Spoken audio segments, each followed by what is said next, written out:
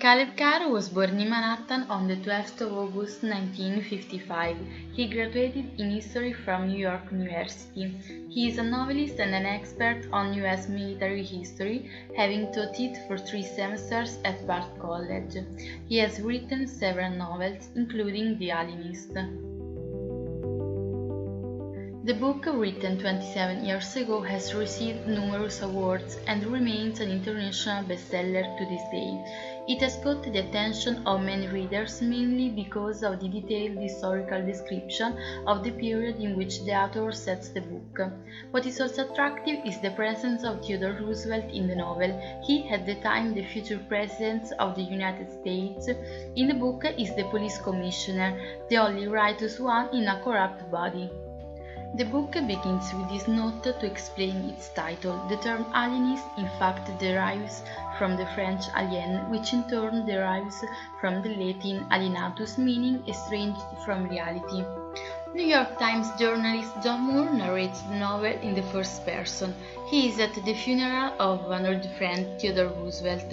In the evening, he has dinner with a friend common to both of them to reminisce about the old days in memory of Roosevelt, and while talking, an old story from 25 years earlier comes up.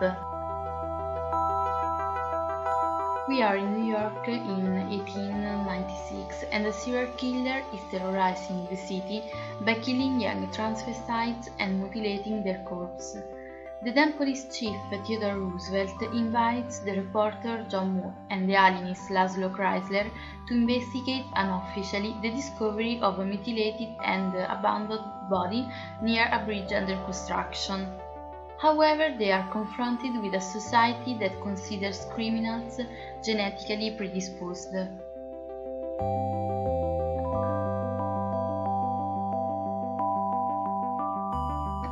The two immediately begin a parallel investigation to that of the police, who instead want to conceal everything, and to create a psychological profile of the serial killer, applying the principles of psychology to criminological analysis.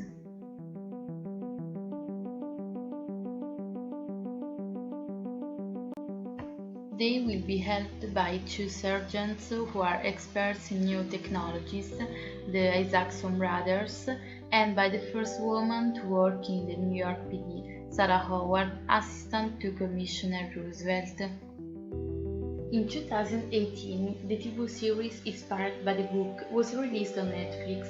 The latter encapsulates Caleb Carr's approximately 480-page novel in 10 episodes. Each episode begins with a sentence very similar to the one that opens the book.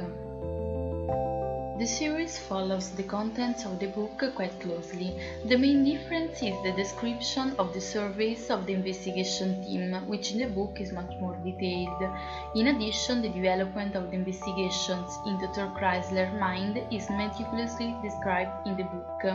As for the characters, Theodore Roosevelt is less important in the series and appears on fewer occasions. In addition, the doctor's arm problem is never mentioned in the book, but it is important in the series because it is linked to the difficult relationship he has with his father.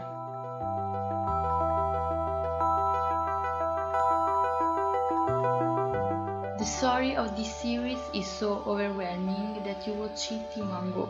The themes obviously reflect the New York of the time, and therefore a city completely in chaos with narrow-mindedness and social discrimination, child prostitution and discrimination against women. The main theme is psychoanalysis, if we can call it that, as at that time it was only in its infancy.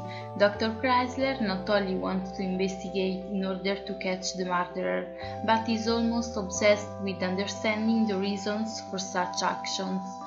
Therefore, he concentrates clue after clue on studying the psyche of this man, with the aim of understanding his every move. The story is set in a time when women are considered inferior to men. Sarah Howard, however, is a woman full of ambition and will do anything to prove she is equal. The Isaacson brothers are two police sergeants who are experts in new technologies. They will be the ones to show the rest of the investigating team how to obtain fingerprints. However, society was very skeptical and did not accept these new methods. Apart from the two sergeants and Roosevelt, almost the entire police force was corrupt and tried to hide everything that was happening in the city, so that in the eyes of the people everything would be quiet and under control. The same police force had the birth of nightclubs that exploited minors for their own gain. The story also deals with prostitution, mainly male and child prostitution. The city was full of young boys who prostituted themselves on the streets or in clubs for money or because they felt estranged from society, which considered homosexuality a disease. Another theme dealt with and presented in a very cruel way is the condition of people in prison, not to mention asylums. There is no shortage of love intrigues, such as the one between Dr. Chrysler and his maid, which turns out to be much more, or between Sarah Howard and the journalist John Moore.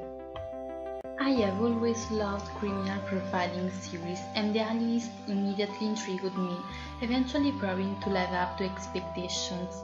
Although it takes a while to get into the actual narration, it is a story full of twists and turns. What made me choose it is precisely the process of investigation carried out by the protagonists. Each of them has their own characteristic that emerges in the story. In the book, the author meticulously describes every decision and every choice the characters make, and seems almost to be at their side investigating within the story. Watching this series, you get even more in touch with them. The ending is what I enjoyed the most. I loved seeing Dr. Chrysler come to the end of the investigation and be left with the same questions he had at the beginning. The Alienist was definitely an interesting find. As for the book, it is well structured and detailed. The series also played its part with excellent actors who knew how to play the characters at their best. In some episodes there seems to be no finish, it feels a bit flat, but it picks up immediately in the next one.